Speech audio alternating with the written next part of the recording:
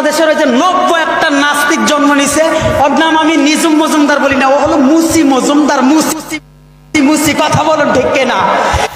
ও তাই নাকি? নিজুম মজুমদার কি নাস্তিক নাকি? কই আমরা তো শুনি নাই। সে তো আমরা তো দেখি না যে ইসলাম বিরোধী কোনো কথা বলে। আমরা তো দেখি সে ওই যে হুজুরদের ব্যাপারে কথাটা বলে, তারপরে বলে যে এই যে বাংলাদেশের যে বিশাল সংখ্যক কওমি মাদ্রাসা আছে, এই সমস্ত জায়গায় যে ছেলে পেলে পড়াশুনো করে, এরা তো বাংলাদেশের অর্থনৈতিক কর্মকাণ্ডে কোনো ভূমিকা রাখেন, অর্থাৎ বাংলাদেশের মানে অর্থনৈতিক উন্নতির পিছনে বা এদের এদের এদের কোনো অবদান নাই, এটাই বলে আর কি। কিন্তু কোনোভাবে তো নবীকে নিয়ে অথবা ইসলাম নিয়ে কোনো সমালোচনা করতে তো আমরা শুনি নাই। তাহলে আপনারা এখন বলে দিচ্ছেন যে সে একজন নাস্তিক, তার মানে কৌশল কিন্তু খুবই সহজ। অর্থাৎ যে কেউই আপনাদের ব্যাপারে কোনো কথা বলবে, আপনারা যখন একে অন্যকে নাস্তিক, কাফের এগুলো ফতোয়া দেন, একজন অন্যজনকে গালিগালাজ করেন, এইটি নিয়ে যদি কেউ কথা বলে এবং এই বিষয়ে কথা বলতে গিয়ে যদি তারা এই প্রশ্নগুলো রাখে যে কিভাবে আলেমরা একে অন্যকে গালিগালাজ করে, অশ্লীল বক্তব্য দেয়, খুনাখুনি করার কথা বলে, সারাক্ষণ মারো ধরো কাটো, যেগুলো আপনারা প্রতিনিয়ত কিন্তু বলেন এবং করেও যাচ্ছেন, এখন এইটা নিয়ে অন্য কেউ কথা বললে সে কিন্তু সাথে সাথে নাস্তিক হয়ে যাবে। আচ্ছা, কিন্তু আমরা তো নিজুম মজুমদারের কোনো কথায় নাস্তিকতা তো আমি পাইনি। সে তো আরও বলে যে সে নাকি একেবারে খাঁটি মুসলমান, নামাজ রোজা সবই করে, এমনকি তার তো সুন্নতি দাড়িও আছে দেখছি। আর নবীর বিরুদ্ধে বা নবীকে সমালোচনা করে তো একটা কথাও বলে না, কোরআন হাদিসকে নিয়ে সমালোচনা করে তো একটা কথাও বলে না। তাহলে সে কীভাবে নাস্তিক হয়? নাস্তিকের সংজ্ঞা তো আমরা যেটা জানি, যে নাকি আল্লাহকে এবং তার নবী হযরত মুহাম্মদের প্রতি বিশ্বাস রাখে না, তারাই হলো নাস্তিক। তো সেই দৃষ্টিকোণ থেকে নিজুম মজুমদারকে কি নাস্তিক বলা যায় নাকি? না, তবে ইদানিং মনে হয় নাস্তিকতার সংজ্ঞা পাল্টে গেছে। সেটা হচ্ছে এই যে আল্লাহ এবং নবীতে যদি বিশ্বাস থাকেও, তারপরে এই যে বাংলাদেশে হুজুররা যে একে অন্যকে গালিগালাজ করে, অশ্লীল বক্তব্য দেয়, একে অন্যকে কাফির মুনাফিক ফতোয়া দেয়, এটা নিয়ে যদি কেউ কথা বলে তাহলে সে নাস্তিক হয়ে যাবে। সম্ভবত এখনকার সংজ্ঞা এটাই, অর্থাৎ আগে যে সংজ্ঞা ছিল এখন সংজ্ঞাটা পাল্টে গেছে এবং হুজুরা পাল্টে ফেলছে, বুঝছেন? তো হ্যাঁ, তো এখন নিজুম মজুমদার তো আপনাদের সংজ্ঞা অনুযায়ী নাস্তিক হয়েই গেছে। তো এখন কি করতে হবে হুজুর বলেন তো দেখি। এই মুসি মজুমদার বেয়াদবের বাচ্চা, বেয়াদব, ওর জন্মের ঠিক নাই, ওর বাবার ঠিক নাই, ও ইঁদুর বাচ্চা, ও খ্রিস্টানের দালাল, ও রাম কুত্তা, রাম ছাগল। ও যদি কোনোদিন বদরগঞ্জের মাটিতে আছে, ওকে জ্যান্ত পুঁতে ফেলা হবে। আওয়াজ দিয়ে বলুন ঠিক কিনা? বলে কি একটা মানুষ যে নাকি আল্লাহ নবীর কোনো সমালোচনা করে না, ইসলাম নিয়ে সামান্যতম কোনো নেতিবাচক কথা বলে নাই, কথা বলছে হুজুরদের ব্যাপারে, এবং যে হুজুরা সারাক্ষণ ধর্ম আরও কাটো এই সমস্ত কথাবার্তা বলে, একে অন্যকে কাফির নাস্তিক ফতোয়া দেয়, এবং এক হুজুর ইসলামের এক ধরনের ব্যাখ্যা দেয় তো অন্য একজন হুজুর ভিন্ন রকম ব্যাখ্যা দেয়। এক হুজুর বলে যে নবী শুধুমাত্র মাটির তৈরি, অর্থাৎ স্বাভাবিক মানুষ মাত্র, তফাৎ হচ্ছে আল্লাহ তার কাছে ওহী পাঠায়, সাধারণ মানুষের কাছে ওহী পাঠায় না। আর অন্য এক দল বলছে না, হযরত মুহাম্মদ মাটির তৈরি না, নূরের তৈরি, অর্থাৎ সে একেবারে আল্লাহর মানব রূপ। অর্থাৎ নবীকে অনেক ক্ষেত্রে তারা আল্লাহর মানে আল্লাহ হিসাবে গণ্য করে ফেলছে। তো এইগুলা নিয়ে দুই হুজুরের মধ্যে তো বিশাল গণ্ডগোল, গ্যাঞ্জাম, ফ্যাসাদ ইত্যাদি, এবং এইগুলো নিয়ে কিন্তু সে খালি গণ্ডগোল গ্যাঞ্জামই করে তাই না, একে অন্যকে একেবারে কাফির ফতোয়া দেয়। একদল বিশ্বাস করে নবী মারা গেছেন, উনি এখন কবরে শুয়ে আছেন, শেষ বিচারের দিন আল্লাহ তাকে পুনর্জীবিত করবেন। আর একদল বলছে না, নবী মারা যাননি, এখনও উনি জিন্দা হিসাবে কবরে শুয়ে আছেন, এবং কেউ যদি তাকে কায়মন বাক্যে ডাকে তাহলে নবী নাকি সেখানে হাজির হয়ে যান। এবং শুধু তাই না, নবীর কবরে গিয়ে যদি কেউ নবীকে ডাকাডাকি করে তাহলে উনি নাকি সেখান থেকে হাত বের করে তার উপরে রহমত বর্ষণ করেন। তো এখন এই দুই দলের মধ্যেও কিন্তু প্রচুর গালিগালাজ, মারামারি, কাটাকাটি, একে অন্যকে কাফির, মুশরিক, মুনাফিক, মুরতাদ, এমনকি যে ইহুদিদের দালাল ফতোয়াও দেয়।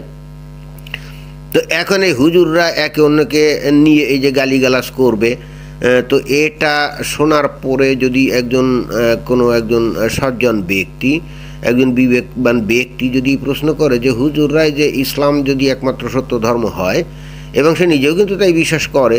ইসলাম হলো একমাত্র সত্য ধর্ম, কোরআন হলো আল্লাহর বাণী, হজরত মুহাম্মদ হলেন আল্লাহ কর্তৃক প্রেরিত নবী। যদি তাই হয় তাহলে এই কোরআন হাদিস পড়ে মানুষ এভাবে একে অন্যকে কীভাবে গালিগালাজ করে, একে অন্যকে কীভাবে গালিগালাজ করে, যেই এই প্রশ্নটা করবে তাহলে কিন্তু সে সাথে সাথে নাস্তিক হয়ে যাবে।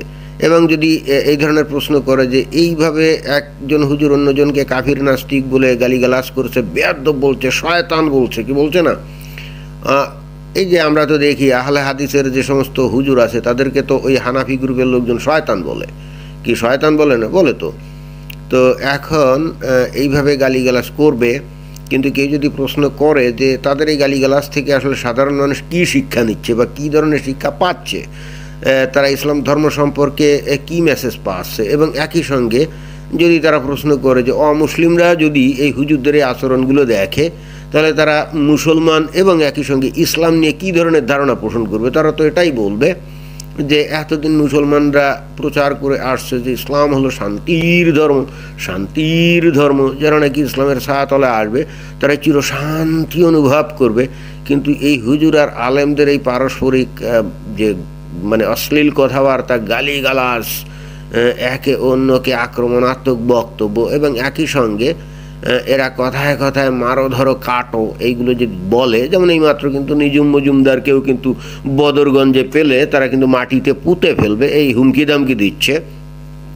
তো এইগুলো শোনার পর যে অমুসলিমদের কাছে সারাক্ষণ প্রচার করা হয় যে ইসলাম হলো শান্তির ধর্ম, এইগুলো বলে তাদেরকে ইসলামে আহ্বান করা হয়, তো তারা এই সমস্ত দেখে শুনে বুঝে তারা কি ইসলামকে শান্তির ধর্ম হিসাবে গণ্য করবে নাকি চির অশান্তির ধর্ম হিসাবে গ্রহণ করবে?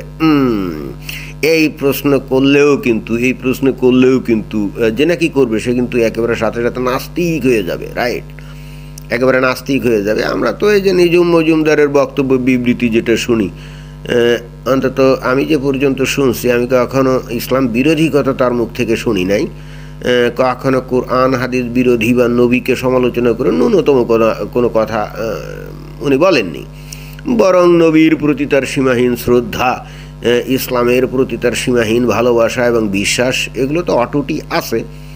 শুধুমাত্র হুজুরদের নিয়ে উনি কথা বলেন, এবং একই সঙ্গে উনি বলেন যে এই যে কওমি মাদ্রাসাতে এই যে প্রতিনিয়ত এই যে ছোট ছোট বাচ্চারা যে বলৎকার হচ্ছে, এবং এই বলৎকারের শিকার হয়ে এই ছোট ছোট বাচ্চারা তাদের গার্ডিয়ানরা যখন ওই যে থানা বা পুলিশে কেস টেস করে তখন এই যে হুজুরদেরকে হাত কড়া দিয়ে বেঁধে নিয়ে যাওয়া হচ্ছে, এবং অনেক ক্ষেত্রে সাধারণ মানুষ কিন্তু তাদেরকে এই রাস্তায় পিটাচ্ছে, মাথার চুল ছেটে দিচ্ছে এবং জুতা দিয়ে পিটাচ্ছে। তো এই সমস্ত দেখার পরে সাধারণ যে মুমিন মুসলমান আছে যারা ইসলাম বলতে অজ্ঞান, তারা আসলে কী মেসেজ পাচ্ছে? এবং যদি প্রশ্ন করা হয় যে এই সমস্ত দেখে শুনে যদি এই খোদ মুসলমানেরই কিছু অংশ যারা একটু শিক্ষা টিক্ষা লাভ করছে, যাদের মধ্যে এখনও যুক্তিবোধ আছে, রেশনাল মাইন্ড এখনও যারা বহন করে, তারা যদি এই প্রশ্ন করে যে এই যে সমস্ত হুজুরা কোরআন হাদিস পাঠ করে এই যে ছোট ছোট বাচ্চাদের বলৎকার করে, তাহলে হয় ইসলাম এগুলো অনুমোদন করে, তা না হলে এই হুজুরা করে কি করে, তাই না? অথবা 2 নম্বর, এই হুজুররা এই কোরআন হাদিস বিশ্বাস করে না, এরা ঠিকই হয়তো এগুলো পড়ছে এবং এগুলো হয়তো প্রচার করে বা শিক্ষা দিয়ে তারা হয়তো জীবন নির্বাহ করছে, ঠিকই আছে, বাট এরা আসলে ইসলামের প্রতি, নবীর প্রতি বা কোরআন যে আল্লাহর বাণী অথবা হজরত মুহাম্মদ যে আল্লাহর নবী এগুলো একেবারেই বিশ্বাস করে না, এবং সেই হেতু এরা মরে গেলে 72 হুর পাবে, এগুলো অলিক কল্পনা, এগুলো ওই যে ছোটো বাচ্চাদেরকে ওই লজেন্স দেয়ার লোভ দেখানোর মতো। আর ওই যে দোজখে আগুনে পোড়ার যে শাস্তির বিষয়, এটাও হলো কল্পিত একটা বিষয়, অর্থাৎ ওই ছোটো বাচ্চাদেরকে অনেকটা ভয় দেখানোর মতো বিষয়। অন্য কথায় হুজুররা এই ইসলামকে কমপ্লিটলি এটা যে আসলে কোনো সত্য ধর্ম এটা আদৌ বিশ্বাস করে না, এবং করে না বলেই তারা কিন্তু দ্বিধাহীন চিত্তে নির্ভয়ে ওই দোজখে শাস্তি পাবে এই ধরনের ভয়ে ভীত না হয়ে তারা এই যে ছোটো ছোটো বালকদেরকে বলৎকার করে। এখন কেউ যদি এইরকমভাবে ব্যাখ্যা বিশ্লেষণ করে তাহলে সে কিন্তু নাস্তিক হয়ে যাবে। কিন্তু এই সমস্ত হুজুররা একবারও কিন্তু ওই যে হুজুররা এই যে কর্মকাণ্ডগুলো করে, যে বাচ্চা বলৎকার করে, অথবা একজন অন্যজনকে শয়তান আখ্যা দেয় এবং প্রচণ্ড রকমভাবে তারা ভিন্ন মতাবলম্বীদেরকে পুঁতে ফেলবো, কেটে ফেলবো, তারপরে ফাঁসিতে ঝোলাবো ইত্যাদি যে হুঙ্কার টুঙ্কার দিবে, এইগুলো যদি করা হয় বা এইগুলো নিয়ে অন্য কোনো হুজুর কিন্তু ন্যূনতম কথা বলবে না। বিশেষ করে এই যে মাদ্রাসাতে ছোট ছোট বাচ্চা বলৎকারের ব্যাপারে আমরা হুজুরদের তরফ থেকে প্রচণ্ড নীরবতা, শুনশান নীরবতা আমরা দেখি। কোনো হুজুর কিন্তু এই বিষয়ে টু শব্দ করে না। আর দুই একজন হুজুরকে যদি পার্সোনালি জিজ্ঞেস করা হয় তখন তারা কি উত্তর দেয় জানেন? বলে যে এইগুলো হলো মানে সরকারের ষড়যন্ত্র, মাদ্রাসার বিরুদ্ধে ষড়যন্ত্র, ইহুদি নাসারাদের ষড়যন্ত্র। অর্থাৎ তারা স্বীকারই করে না যে এই ধরনের ঘটনাগুলো মসজিদে ঘটে। যদিও সেই ছোট ছোট বাচ্চারা নিজেরাও অনেক সময় দেখা যায় সাক্ষাৎকার দিতে এসে তারা বলে যে হুজুরা তাদের সাথে কি করছিল।